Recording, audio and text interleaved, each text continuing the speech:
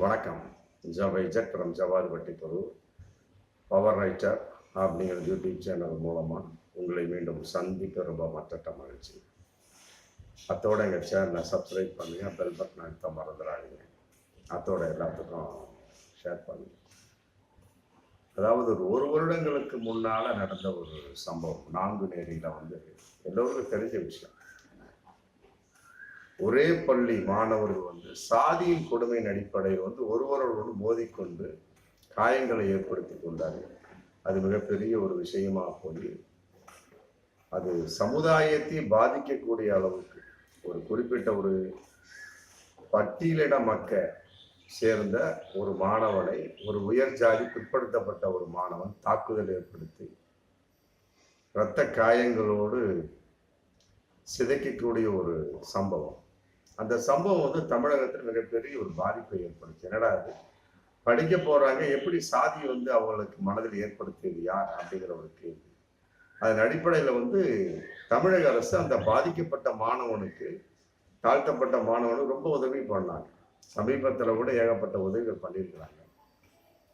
அதே நேரத்தில் அந்த சமயத்திலே ஆண்டு கொண்டிருக்கிற திராவிட மாடல் ஆட்சிக்கு சொந்தமான திமுக மு.க. ஸ்டாலின் ஐயா ஒரு ஆலோசனை செஞ்சு மாணவர்களுடைய மனசுல சாதிய வன்கொடுமை மற்றபடி சாதிய விஷயங்கள் ஏற்படவே கூடாது.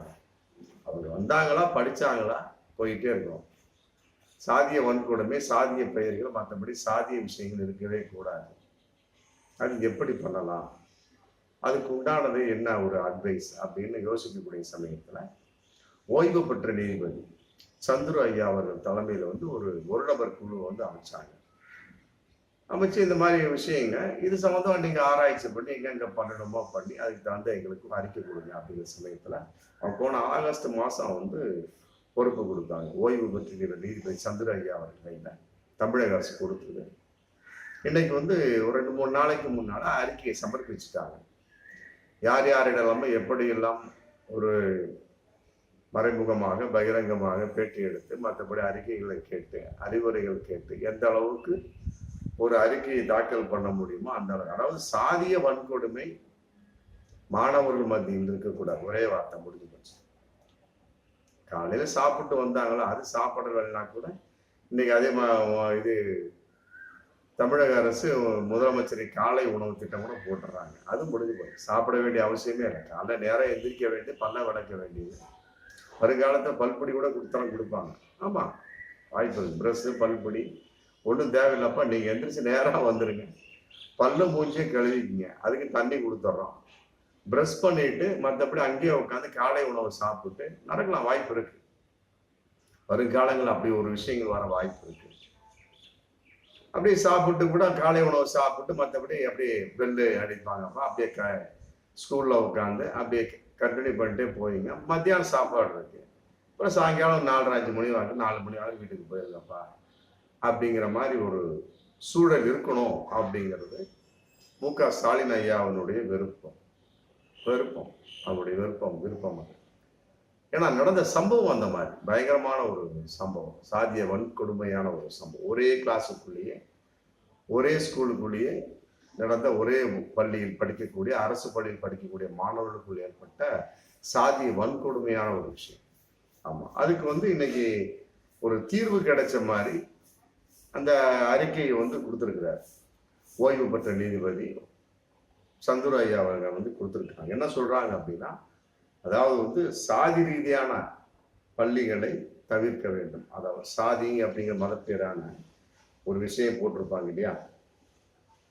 அதாவது கல்லர்கள், மற்றபடி ஆதி திராவிடர்கள், அப்புறம் சிறுபான்மையின மக்கள், சிறுபான்மை பள்ளி அப்படின்லாம் போட்டிருப்பாங்க. இந்த மாதிரிலாம் வார்த்தைகளை தான் நீக்க வேண்டும் அப்படின்னு சொல்லிட்டு ஃபர்ஸ்ட் நம்பர் 1 கொடுத்துருக்குறாங்க. ஏன்னா இது இருந்தால் தானே உங்களுக்கு அந்த எண்ணமே வருது. ஏன்னா இவர் கொடுத்த அறிக்கை மொத்த பக்கம் 610 பக்கங்கள். ஆமா, இதை 2 விதமா சொல்லியிருக்கிறார் சந்துரு ஐயா நீதிபதி. 2 திட்டங்கள், அதாவது உடனடியாக செயல்படுத்த வேண்டியவை நம்பர் 1. நம்பர் 2 நீண்ட கால செயல் திட்டங்கள் அப்படிங்கிற அடிப்படையில் 2 விதமா தமிழக அரசு கொடுத்துருக்காரு. ஃபர்ஸ்ட் நம்பர் 1 அருமையா இருக்கு. அதாவது கள்ள, எப்ப பாத்தீங்கன்னா நிறைய கிராமங்களோட இருக்கும், சில பெரிய நகரங்களோட உண்டு. கல்லர்கள் நடுநிலைப்பள்ளி, ஆதி திராவிட நடுநிலைப்பள்ளி, மற்றபடி சிறுபான்மையின நடுநிலைப்பள்ளி, உயர்நிலைப்பள்ளி அப்படிலாம் இருக்கும். அப்படி இருக்கக்கூடிய சமயத்தில் அது ஒருதலை பட்சமான ஒரு சாதிய எண்ணங்கள் வந்துடுது. அதனால வந்து அந்த பெயரை நீக்கணும், நீக்கிட்டாலே போதும், அது ஒரு விஷயம் அப்படின்னு சொல்றாங்க. அப்புறம் சில பள்ளிக்கூடங்கள்லாம் பார்த்தீங்கன்னா நன்கொடை கொடுத்துருப்பாங்க. ஆரம்பத்தில் 1900 கட்டின பள்ளிக்கூடமா இருக்கும், இல்லை 1700 கட்டின பள்ளிக்கூடம் கூட சில விஷயங்கள் இருக்கு. பார்த்தீங்கன்னா 200-300 வருஷமா ஒரு மிகப்பெரிய ஒரு கல்வெட்டு மாதிரி வச்சிருப்பாங்க. வெக்கேஷன் அதில் பார்த்தீங்கன்னா ரங்கசாமி நாடார் 5000 ரூபா, அப்புறம் ஜான்சன் பிரிட்டோஸ் பாதிரியார் அப்படின்னு சொல்லி போட்டு அதில் ஒரு அன்னைக்கே வந்து 500 ரூபா அப்படின்னு போட்டிருப்பாங்க. அப்புறம் வந்து பல விதமான பெயர்கள் வந்துக்கிட்டே இருக்கும். பார்த்தா பின்னால் முதலியார், செட்டியார், நாடார் அப்படின்னு அவங்களுடைய பெயரை வந்து போட்டிருப்பாங்க. அந்த மாதிரி போட்டிருக்கக்கூடிய சமயத்தில் அந்த பெயர்கள் உள்ள பலகை எடுங்க, நல்ல விஷயமா தான் பலகை எடுங்க. அது பழைய பலகையாக இருந்தாலும் சரி, சமீபத்தில் வைத்திருக்கக்கூடிய அந்த ஜாதி மத பெயர் கொண்ட பலகையாக அதை நீக்கிடுங்க. அதே மாதிரி தனியார் பள்ளின்னு அப்படித்தான் இருக்கு. பல சில பள்ளிகளை பார்த்தீங்கன்னா நன்கொடைன்னு சொல்லி போட்டு டொனேஷன் கூட வசூல் பண்ணுவாங்க. பார்த்தா சில பள்ளிகள் நான் கூட பார்த்துருக்கேன். இது வந்து சண்முக முதலியார் நன்கொடையார் கட்டப்பட்டது அப்படிம்பாங்க. சண்முகம் ரைட், ஓகே, அந்த முதலியார் எடுத்துருங்க. அப்படிங்கும் போதுல சாதி அந்த எண்ணம் வராது. அது பார்க்கக்கூடிய மாணவராகட்டும் மாணவியாகட்டும் சாதி எண்ணம் வராதுங்கிறது ஐயா நீதிபதி சந்திர ஐயாவுடைய ஒரு அற்புதமான அட்வைஸா எனக்கு தெரியும். இந்த தனியார் பள்ளியில அந்த கான்செப்ட் இது பண்ணியிருக்கேன். அதே மாதிரி பொதுவாக சாதித்துறை பள்ளிகளை நடத்துறத கைவிட்டுட்டு பள்ளி கல்வித்துறையின் கீழ் வந்து அதை கொண்டு செயல்படுது. சாதித்துறைன்னு ஒரு கான்செப்ட் ஏற்படுத்தி அதன் கீழே வந்து பள்ளிகளை நடந்துட்டு இருக்கு.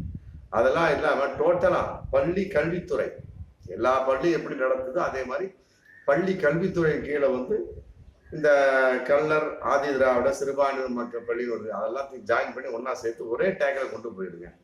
கேட்டா பள்ளி கல்வித்துறைக்கு நடத்துற மாதிரி சப்ஜெக்ட், தனிப்பட்ட ஒரு சாதி பிரிவு இல்லாத அளவுக்கு பண்ணி விட்டுருங்க அப்படிங்கிறது கொடுத்துருக்கிறார். அடுத்த பாயிண்ட் வந்து இந்த உயர்நிலை பள்ளிகள், மேல்நிலை பள்ளி ஆசைகள்லாம் வந்து குறிப்பிட்ட காலங்கள் வரை தான் இருக்கும். அப்புறம் வந்து பணியிடை மாற்றம், உடனே டிரான்ஸ்ஃபர் கொடுத்துருங்க. ஏன்னா ரொம்ப ஓவரா இருந்தாங்க அப்படின்னா அவங்களுக்குள்ளே வந்து பலவிதமான ஒரு குறிப்பிட்ட ஒரு சாதியின எண்ணங்கள் உருவாகுது அப்படிங்கிற ஒரு ஆய்வறிக்கையில இருக்கு. ஒரு குறிப்பிட்ட ஆசிரியர் ஒரு 10 வருஷம் 20 வருஷம் ஒரே ஸ்கூல்ல இருந்தாங்கன்னு வைங்களேன், அவங்க வந்து தனிப்பட்ட ஒரு சில பேர் நல்லா இருக்கிறாங்க. ஆமா, சில பள்ளிகள்லாம் பாத்தீங்கன்னா நீங்க போகாதீங்க மீன் போட்டு அரசு பள்ளியில மாணவர்களை வந்து போராடுங்க, எங்களுக்கு வந்து இந்த ஆசிரியர் எங்களுக்கு தேவை, இவரை வந்து டிரான்ஸ்ஃபர் பண்ணக்கூடாது, பணியிடை மாற்றம் செய்யக்கூடாது அப்படின்னு வந்து மாணவர்களை போராட்டம் பண்ணி தடுத்துருக்கிறாங்க. அந்த மாதிரி ஆசிரியர்களா இருக்கிறாங்க. அதை மீறி சரி ஆசிரியர் இருக்கிறாங்க, அந்த சாதி எண்ணங்களை வந்து அப்படியே பூத்துவாங்க. அது வந்து இதனால தடுக்கப்படும். டக்குன்னு ஒரு குறிப்பிட்ட அளவு வச்சுக்கோங்க. அது உயர்நிலை பள்ளியா இருக்கட்டும், மற்றபடி மேல்நிலை பள்ளியா இருக்கட்டும், அது ஒரு குறிப்பிட்ட கால இடைவெளியில வந்து கட்டாயமா டிரான்ஸ்ஃபர் பண்ணி விட்டுறணும். அப்படிங்கிற சமயத்து அவங்களுக்கு அந்த சாதிய எண்ணங்கள் வராது அப்படிங்கிறது சொல்லியிருக்காங்க. அதே நேரத்தில் இன்னொரு விஷயம் பாயிண்ட், பெரும்பான்மை சாதியை சேர்ந்தவங்க, அதாவது ஒரு பெரும்பான்மைன்னா ஒரு உயர்ந்த ஜாதி, அந்த ஒரு குறிப்பிட்ட அந்த ஊர் இருக்குங்களா, அந்த ஊர்லயே வந்து பெரும்பான்மை யார் இருக்காங்க அப்படின்னு பார்த்து அந்த சாதியை சேர்ந்தவங்கள சிஇஓ, டிஇஓ, பிஇஓவாவோ மற்றபடி ஹெட்மாஸ்டராவோ நியமிக்க கூடாது. நல்ல ஒரு பாயிண்ட் தான். இருக்கக்கூடிய சமயம் என்ன ஆகும் தெரியுமா, உடனே வந்து அங்க நம்ம மக்கள் உடனே தான் சாக்கி சொல்லிவிட்டு என்ன பண்ணிடுவாங்க, எப்பா தலைமை ஆசிரியர் நம்ம சாதிக்காரன் தானப்பா அப்படி சொல்லி என்ன பண்ணக்கூடிய சமயத்துல அவங்க 2 பேரும் ஒன்னா சேர்ந்துக்குவாங்க. அப்ப அங்க சாதிய வன்கொடுமை, சாதிய ஒரு பார்வை கட்டாயமா ஏற்படும். அதனால வந்து பெரும்பான்மை சாதி உள்ள ஒரு குறிப்பிட்ட ஊர்ல வந்து ஒரு அரசு பள்ளி இருக்கு, அந்த பள்ளியில வந்து அந்த ஊர்ல வந்து ஒரு குறிப்பிட்ட சாதி அதிகமா இருக்குது. ரொம்ப டீப்பான விஷயமா சொல்லியிருக்காங்க சந்திர நீதிபதி ஐயா, ரொம்ப டீப்பான விஷயங்கள். ஆமா, அதுக்காக ஒரு ஊரையும் ஆராய்ச்சி பண்ணி தான் பண்ணணுங்கிற மாதிரி இதுல பாயிண்ட் உட்காந்துருக்கு. அது ரொம்ப தமிழக அரசு பண்ணிலாம் ரொம்ப நல்லா தான் இருக்கும். சாதிய வன்கொடுமை இருக்காது. அந்த ஊர் அது எந்த ஜாதி அதிகமா இருக்கு அந்த ஜாதிக்கு வந்து மதிப்பு தரா, அதுக்கு உண்டானவங்க தலைமை ஆசிரியராகவோ, சிஇஓ, டிஇஓ, பிஇஓ மதிப்பு தராம வேறு சாதி உள்ளவங்களை போட்டோம் வைங்களேன், அவரு கொஞ்சம் சிறுபான்மையா இருப்பார் அந்த ஊர்ல. அப்படிங்கிறப்ப அவர் மற்ற மாணவர்களுக்கு ஹெல்ப்ஃபுல்லா இருப்பார் அப்படிங்கிற கான்செப்ட்ல பண்ணிருக்காங்க. அதே மாதிரி ஆசிரியர் தேர்வுல வந்து பண்ணக்கூடிய அவர்களுக்கு சமூக ஆர்வம் இருக்கா அப்படிங்கிற பரிசீலனை பண்ணாம ஆசிரியர் தேர்வு அவர்களை செலக்ஷன் பண்ணக்கூடாது அப்படிங்கிற ஒரு விஷயம் பண்ணி, ஏன்னா அதுல சாதிய குடும்பம் இருக்கக்கூடிய வாய்ப்பு இருக்கு இல்லையா, அதையும் குறிப்பிட்டிருக்காங்க. அதே மாதிரி ஆசிரியர் ப்ரொஃபஸர்களுக்கு சமுதாய பிரச்சனை, மற்றபடி ஜாதி பிரச்சனை, பாலியல் வன்கொடுமை, போதை தடுப்பு, SC ST சம்பந்தப்பட்ட எதிரான குற்ற விழிப்புணர்வு சம்பந்தப்பட்ட முகாம்கள் அடிக்கடி நடத்தி அவங்களுக்கு ஒரு ஆலோசனை அட்வைசிங் மாதிரி கொடுக்கணும். பாலியல் வன்கொடுமை என்ன சட்டம், என்ன சமாச்சாரம், என்ன நடக்குது, இந்த மாதிரி விழிப்புணர்வு அவங்களுக்கு கொடுக்கணும் இது சம்பந்தமா, அதான் ரொம்ப நல்லா இருக்கும் அப்படின்னு சொல்லிட்டு அதையும் சொல்லியிருக்காங்க. அதே நேரத்தில் ஆசிரியர் நிபுணர் குழு அமைத்து பாடத்திட்டத்தை ஆய்வு செய்ய வேண்டும். ஆமா, அதையும் வந்து பண்ணியிருக்காங்க. அடுத்து சமூக நீதி கண்காணிப்பு குழு அமைக்க வேண்டும். ஒவ்வொரு பள்ளிகளுக்கும் சமூக நீதி குழு கண்காணிப்பு குழு அப்படி அமைக்கக்கூடிய சமயத்துல சாதிய வன்கொடுமை சம்பந்தப்பட்ட பிரச்சனை வரக்கூடிய சமயத்துல இந்த சமூக நீதி கண்காணிப்பு அதை கண்காணிச்சுப்போம், நல்ல விஷயம். அப்படிங்கிறப்ப மாணவி சம்பந்தப்பட்ட அவர்கள் மனசுக்குள்ள சாதி எண்ணங்கள் வராது அப்படிங்கிறது நீதிபதி சந்துரு ஐயாவுடைய அழுத்தம் திருத்தமான கருத்தா இருக்கு அறிக்கையில. அடுத்து மாணவர்களை ஆங்கில எழுத்து வரிசையில் அமர வைக்க வேண்டும். ABCD அப்படி வரிசையில் அமர வைங்க. இடையில அமர வைக்கக்கூடிய சமயத்துல நான் தான் முந்தி நீ முந்தி அப்படிங்கிற மாதிரி ஒரு மனுநிலையில வந்து ஒரு திருத்தத்தை கொண்டு வராங்க. ABC அப்படிங்கும் போல A Antony, A Anbazhagan, A Anees Fathima, இந்த மாதிரி இருக்கக்கூடிய சமயத்துல A அப்படி வந்துடும். அப்ப ரெண்டு கலந்த மாதிரி வந்துடும். அப்ப சாதி மத பேதம் அதுல அடிபட்டு படும். ரொம்ப நுணுக்கமான ஒரு பாயிண்ட்ஸ் இதெல்லாமே. அடுத்தது வந்து வருகை பதிவேட்டு சாதி பயிர் இருக்கக்கூடாது. நல்லா போடுது, வருகை பதிவேட்டு அதுல சாதி பயிர் எல்லாம் பார்த்துக்கிடுங்க அப்படி போடும். அதே மாதிரி ஆசிரியர் கூப்பிடும் போது சாதி பயிரை பயன்படுத்தக்கூடாது. இது சில நான் கண்கூட பார்த்துக்கிறேன். சில டீச்சர்ஸ்லாம் என்ன பண்ணுவோம், பாப்பா பாய் அப்படிம்பாங்க. ஆமா, ஒரு முஸ்லீம் மாணவரை பார்த்து. அப்புறம் திடீர்னு வந்து என்னப்பா என்ன உங்க அப்பா செட்டியார் நல்லா இருக்கிறாரா, பாப்பா இங்க சரியான செட்டி அப்படிங்கிற ஒரு டைப்பான ஒரு வார்த்தை அப்புறம் அவர் உள்ள போட்டுக்கிறாங்க. அந்த மாதிரி ஒரு வார்த்தைகள்லாம் இருக்கு. அது உண்மையிலே சில ஆசிரியர்களை வந்து கூப்பிட்டு நானே கண்காணிப்பா பார்த்துருக்கேன், கண்கூடா பார்த்துருக்கேன், காதல கேட்டிருக்கேன். அது கூடாது. ஆசிரியர்கள் கூப்பிடுறப்ப சாதி பெயரை கூப்பிட்டு அது ஜாயின் பண்ணி மாணவர்களை கூப்பிடக்கூடாது, தடை பண்ணணும் அப்படிங்கிற. அதே நேரத்துல இந்த உதவித்தொகை, இந்த ஸ்காலர்ஷிப்லாம் இருக்கு பார்த்தீங்கன்னா, அது சம்பந்தமான விஷயங்களை வந்து பப்ளிக்கா பேசக்கூடாது, தனிப்பட்ட முறையில பேசணும், மாணவர்களுக்கு தெரியப்படுத்தணும். பப்ளிக்கா பேசக்கூடிய சமயத்துல என்ன ஜாதி அப்படிங்கிறது பிற மாணவனுக்கு தெரிஞ்சுவிடும். அப்ப வந்து இது உயர ஜாதி தாழ்ந்த இவனுக்குள்ளே ஒரு அடிச்சுக்குவாங்க. அப்ப உங்களுக்கு எப்படி கொடுத்தாங்க, எங்களுக்கு ஏன் கொடுக்குறா அப்படிங்கிற கான்செப்ட் வரக்கூடிய சமயத்துல நாங்களாம் உயர்ந்த ஜாதி அப்படிங்கிற அந்த தாழ்வு மனப்பான்மை அகந்தை வரும் ஒரு மாணவனுக்கு. நல்ல விஷயம் தான். அதனால வந்து இது சம்பந்தப்பட்ட விஷயத்துல ஒரு மாணவனை தனிப்பட்ட முறையில அழைச்சி பொறுமையா நிதானமா கொடுங்க. ஆமா, அவன் பிற மாணவனுக்கு தெரியாத அளவுக்கு பார்த்துக்கிறதுங்க அப்படிங்கிறது சொல்லியிருக்காரு. அப்புறம் வந்து ஒரு குறிப்பிட்ட மாணவ சமுதாயத்தை பிரபல வகையிலான கயிறுகளை கட்டக்கூடாது. சில பேர் பார்த்தீங்கன்னா ஒரு சாதி கயிறு மாதிரி கையில கட்டியிருப்பாங்க. ஆமா, அதெல்லாம் இருக்கு. அந்த கயிறுகளை கட்டாமல் பார்த்து கொள்ள வேண்டும் அப்படிங்கிறாங்க. அதே இந்த இடத்துல இன்னொரு விஷயத்தையும் விட்டுட்டார். மற்றபடி இஸ்லாமிய பெண்கள் ஹிஜாப் அணிவது, மற்றபடி வந்து கிறிஸ்துவ மக்கள் சிலுவை அணிவது, அது உள் விவகாரமா வெளி விவகாரமா அப்படிங்கிற கான்செப்ட், அதை வந்து இன்னும் கொஞ்சம் தெளிவா சொல்லிட்டாருன்னா ரொம்ப நல்லா இருக்கும். இதை வந்து அண்ணாமலை வந்து கேள்வி பண்ணியிருக்கிறார். அந்த பாசிச கும்பல், பாஜக சனாதன போக்குள்ள கும்பல், அவர் வந்து இன்னைக்கு வந்து இன்னமும் சாதிய வன்கொடை இல்லாதவை போன்று ஒரு 2 நாளைக்கு முன்னாடி நிர்வாக குழு கூட்டத்துல பேசியிருக்காங்க. நீதிபதி சந்துரு வந்து இது மாதிரி அறிக்கை கொடுத்துருக்காங்க, படிச்சு பார்த்தேன். மற்றபடி வந்து கயிறு கட்டக்கூடாது, அது கட்டக்கூடாது அப்படிங்கிற ரைட், ஓகே. இப்போ ஹிஜாபு போட்டுக்கிட்டு பெண்கள் வருவாங்க, மற்றபடி வந்து சிலுவையை தொங்க விட்டு கிறிஸ்து வருவாங்க, அதுக்கு என்ன பண்ண முடியும் அப்படிங்கிற மாதிரி ஒரு இது. இவர் வந்து இவர் இருக்கக்கூடிய கட்சி சாதிய கட்சி, ஆனா இவர்கள் ஒற்றுமையை கலந்து பேசுறார்கள். உண்மையை வேடிக்கையான ஒரு விஷயம். அதனால இது சம்பந்தப்பட்ட வகையிலையும் நீதிபதி ஐயாவை ஒரு தெளிவை கொடுக்க வேண்டும். அதே நேரத்தில் சைக்கிளில் ஜாதி பெயர் ஒட்டி இருக்கக்கூடாது. ஆமா, இது ரொம்ப சில பேர் பார்த்தீங்கன்னா பின்னாலேயே ஒட்டியிருப்பாங்க, பஸ்ல ஒட்டியிருப்பாங்க பாருங்க.